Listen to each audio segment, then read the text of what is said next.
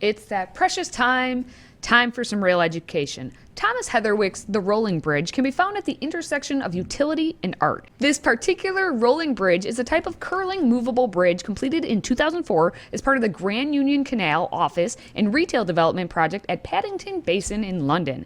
The bridge consists of 8 triangular sections hinged at the walkway level and connected above by 2-part links that can be collapsed towards the deck by hydraulic cylinders mounted vertically between the sections. When extended, it resembles a conventional steel and timber footbridge and is 12 meters long. The bridge won the British Structural Steel Design Award.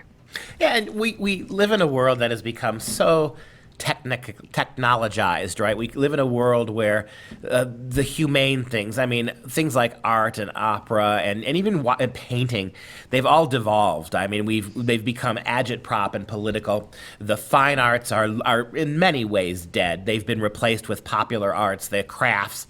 And I think that our commitment to science and technology as a culture is part of the reason for that.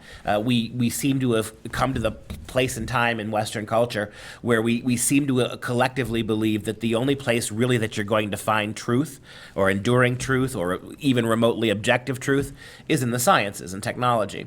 And that's a shame, but that does offer opportunities. Think about where we find art in a technological world.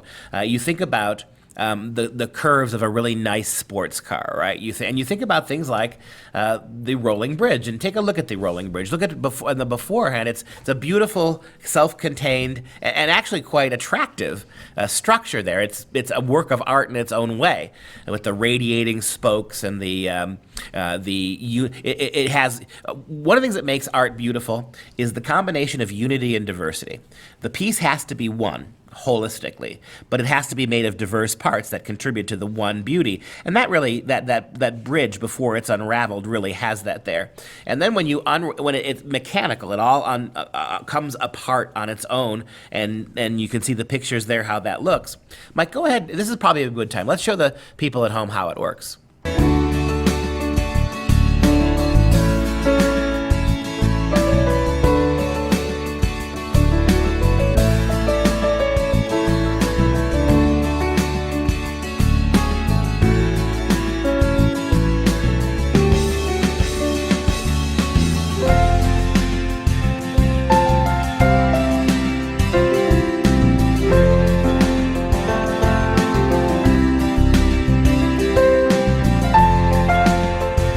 Combines sculpture and design and draftsmanship, and it has a certain artistic finish to a patina that all of those things you begin to see. And I think in the future, we'll probably see more and more things like this, more functionality that is reaching for also an artistic statement. And it's good in a world that has become an arid cultural desert in many ways in terms of for the everyday people being exposed to what real art is and the power of art, using technology and trying to soften it a little bit and make it more not just functional but also interesting and artistic and cultural is probably a good thing.